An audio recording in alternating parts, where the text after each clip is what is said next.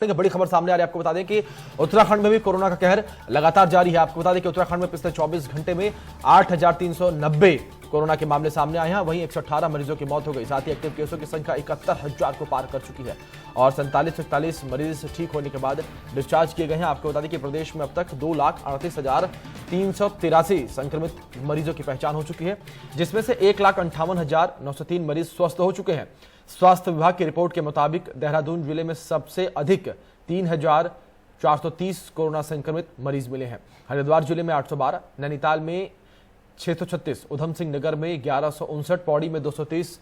आपको बता दें कि प्रदेश में कोरोना का कहर जारी है। दिन प्रतिदिन मामले बढ़ते चले जा रहे हैं। तो इसी बीच किशोर रावत हमारे सहयोगी हमारे साथ जुड़े हैं उत्तराखंड से। सीधे उनका रुख कर लेते हैं। किशोर, सीधे आपके पास जानना चाहेंगे जिस तरीके से प्रदेश में हालात बद से बदतर होते चले जा रहे हैं, दिन प्रतिदिन आंकड़े जो हैं वो भयावह होते चले जा रहे हैं, तो किस तरीके से सरकार की ओर से तैयारियां की जा रही हैं?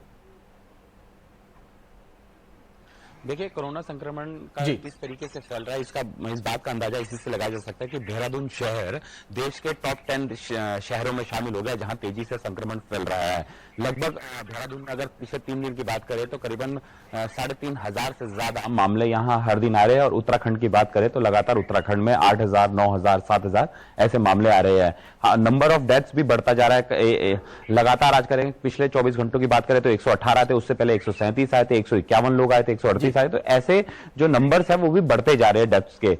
ऐसे में सरकार ने एक महत्वपूर्ण कल मीटिंग करी थी और उसमें कहा था कि जो हमारा फोकस होना चाहिए वो ये होना चाहिए कि जो कोरोना से मरने वालों की संख्या हो रही है उस पर रोक लगाई जाए, कि इलाज को बेहतर किया जाए, लोगों को हॉस्पिटल में बेड्स, आईसीयू और वेंटिलेटर्स दिया जाए, ऑक्सीजन दी जाए। इस पे हमारा ज्यादा फोकस होना चाहिए।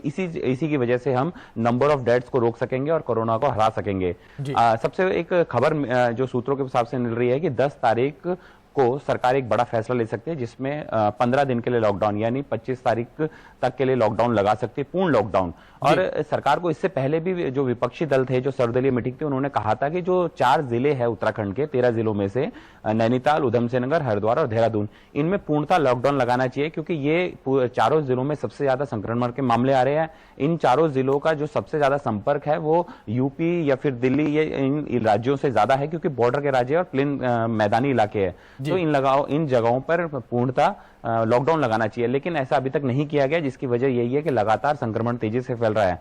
और सरकार अब इस पे कई फैसले भी ले रही है, लेकिन जब ये तभी हो पाएगा जब सरकार पूरी तरह से लॉकडाउन लगाएगी, जब लोगों की आवाजाही बिल्कुल जीरो हो जाएगी, तभी इस पे हम ब्रेक लगा सकेंगे। नहीं तो इसी तरीके से लगातार संक्रमण बढ़ेगा। बिल्कुल किशोर, बात तो ये लॉकडाउन की होगी कि अगर लॉकडाउन लगेगा तो हम कोरोना के जो आंकड़े बढ़ रहे हैं उस पर ब्रेक लगा सकते हैं। लेकिन अगर बात स्वास्थ्य व्यवस्था को लेकर करें तो प्रदेश में इस वक्त स्वास्थ्य व्यवस्था किस तरीके से कार्य कर रही है और कितनी बेहतर तरीके से काम कर रही है? देखिए, स्वास्थ्य की बात करें तो ये कहना गलत नहीं होगा कि अभी फिलहाल स्वास्थ्य महकमा इतना सजग नहीं होगा, इतनी फौरी तौर पे चीजें नहीं दे पा रहा है। हालांकि उत्तराखंड की अगर बात करें तो देहरादून की अगर मैं बात करना चाहूंगा तो देहरादून में लगातार हम फोन करते हैं किसी मरीज के लिए तो बेड नहीं अवेलेबल हो पाता। बेड अवेलेबल होने की बात की अगर बात करें तो करीबन 4 से 5 घंटे लग जाते हैं, और वो बहुत बड़ा समय होता है एक मरीज की जान जाने के लिए। बहुत कीमती समय होता है, पल पल में ऑक्सीजन उसकी कम होती है। ऑक्सीजन बेड्स की बिल्कुल अवेलेबिलिटी नहीं है और बहुत मुश्किल से मिल पाती है, लेकिन सरकार प्रयास है। डीआरडीओ ने जिस तरीके से ऋषिकेश में एक 400 बेड का हॉस्पिटल, जिसमें 500 बेड का था, जिसमें 400 बेड ऑक्सीजन वेंटिलेटर और आईसीयू बेड्स है। इसके बाद हल्द्वानी में भी डीआरडीओ ने तैयार किया है। तो इसी तरह से हॉस्पिटल सरकार को पहले से तमाम व्यवस्थाएं काम कर रही हैं, तो ऐसे में इसमें सुधार की बेहद आवश्यकता है, क्योंकि अगर इस तरीके से काम होता रहा तो देश प्रदेश कभी भी कोरोना से जंग नहीं जीत पाएगा। बहुत बहुत शुक्रिया किशोर आपका हमारे साथ जुड़ने के लिए और इन तमाम जानकारियों को हम तक पहुंचाने के लिए। इसी बीच आगे बढ़े।